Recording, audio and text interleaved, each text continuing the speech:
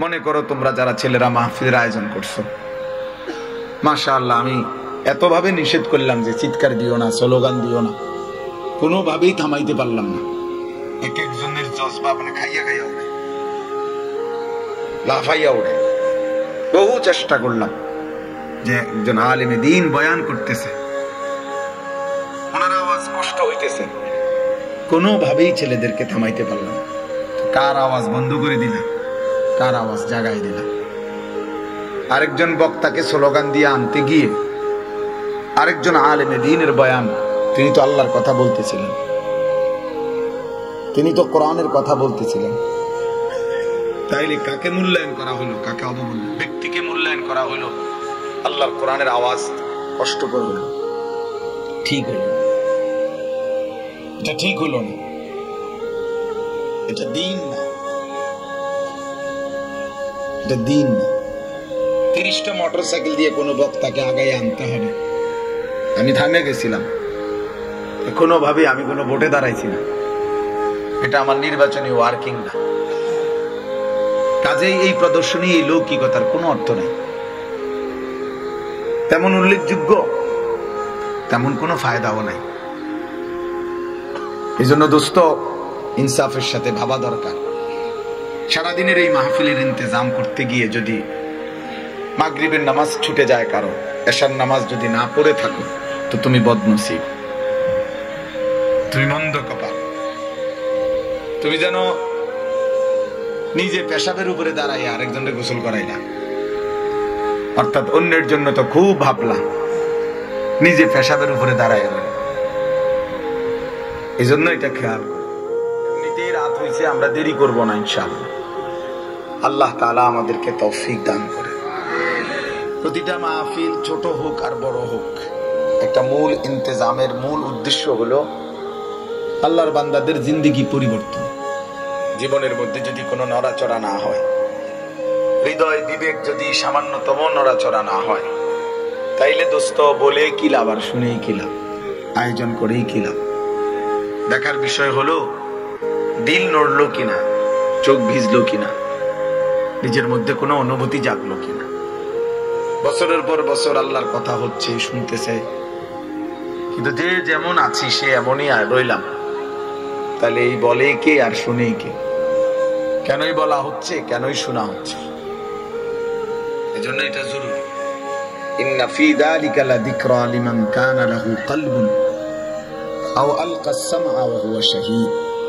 আল্লাহ তাআলা বলে, নিশ্চয়ই এই কোরআনের মধ্যে তাদের জন্য উপদেশ রয়েছে যারা তাদের অন্তর এবং তাদের কান এবং তাদের নিজের উপস্থিতি, মানে সশরীরে উপস্থিত, এই তিনটাকে একত্র করছে। আমার খুলনার হযরত মাওলানা মুফতি নুরুল আমিন সাহেব, অনেক বড় একজন বুজুর্গ বাংলাদেশে, হযরত বলেন যে মানে চোখ, যে ব্যক্তি তার দিল, কান, চোখ একত্র করছে, এরপরে আল্লাহর কথা শুনছে, তো আল্লাহ তাআলা বলে নিশ্চয়ই তার জন্য আমি আল্লাহর কথার মধ্যে উপদেশ আছে। উপদেশ হবে কান সজাগ রাখা, দিল সজাগ রাখা, চোখ খোলা রাখা। যে চোখ খোলা রাখে তার মানে সে উপস্থিত, সশরীরে উপস্থিত না হলে সে চোখে দেখবে কেন? এই জন্য আল্লাহর কথা থেকে জিন্দেগির মধ্যে অনুভূতি আসে, এটা বড় বিষয়। আমরা একটা বড় মাহফিল করছি, বক্তা আনছি, উঠছে নামছে, অনেক লোক হয়েছে, অনেক চিল্লা চিল্লি সাঙ্গামা সুরগোল হয়েছে, এরপরে যে যার মতোই রইলাম। দোস্ত আমার, এটা কোনো ইনসাফ না। বিশেষ করে তোমরা নওজোয়ান ছেলে, তোমাদের কাছে আমাদের অনুরোধ, এই যে এত যুবক ছেলে মাহফিলের আয়োজনের জন্য খুব দৌড়ঝাঁপ দিচ্ছ, মাশাআল্লাহ, ভালো দিক, আল্লাহর জন্য, দ্বীনের জন্য, ইসলামের জন্য। কিন্তু এর চাইতে বেশি জরুরি এই মাহফিলের এই আয়োজন মানুষের কল্যাণের জন্য, মানুষের পরিবর্তনের জন্য। কিন্তু এর চাইতে বড় জরুরি হলো নিজের দিকে খেয়াল রাখা, নিজের পরিবর্তন, নিজের সংশোধন। এটা কিন্তু এর চাইতে বেশি জরুরি। এটা প্রথম জিম্মাদারি।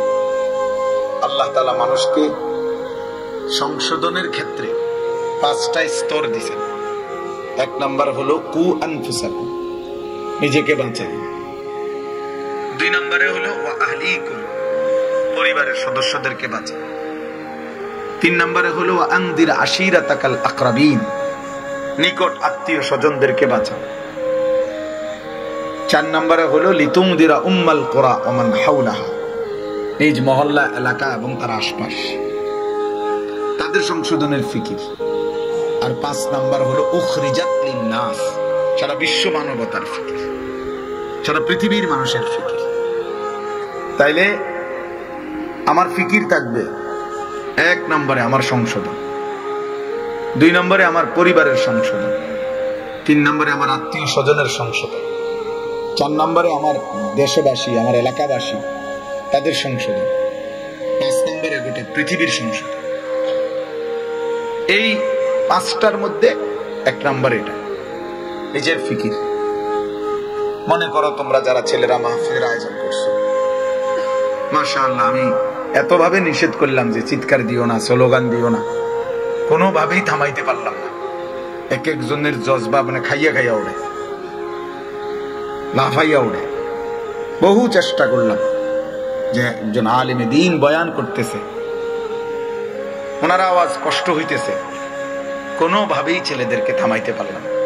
কার আওয়াজ বন্ধ করে দিলাম, কার আওয়াজ জাগাই দিলাম।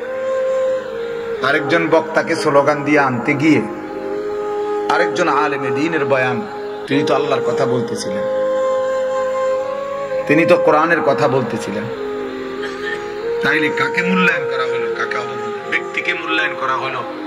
আল্লাহর কোরআনের আওয়াজ কষ্টকর হলো, ঠিক হলো, এটা ঠিক হলো না, এটা দ্বীন না, এটা দ্বীন না।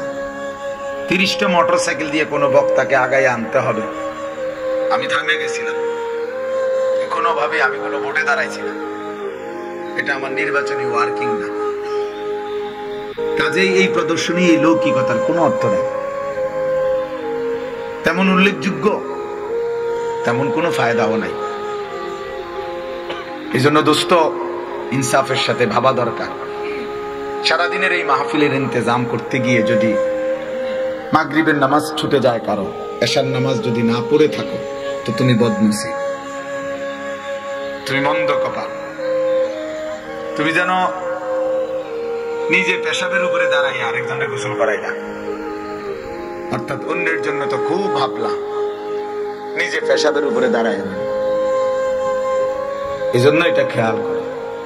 আমার অনুরোধ রইল, যে সমস্ত ছেলেরা তোমরা মাহফিলের এত সুন্দর আয়োজন করছো, প্রিয় ভাই, কারো যদি এশার নামাজ পড়ে না থাকো, মাগরিবের নামাজ পড়ো নাই, এশার নামাজ পড়ো নাই, তো মাগরিবের নামাজ কাজা করো, এশার নামাজ আদায় করো।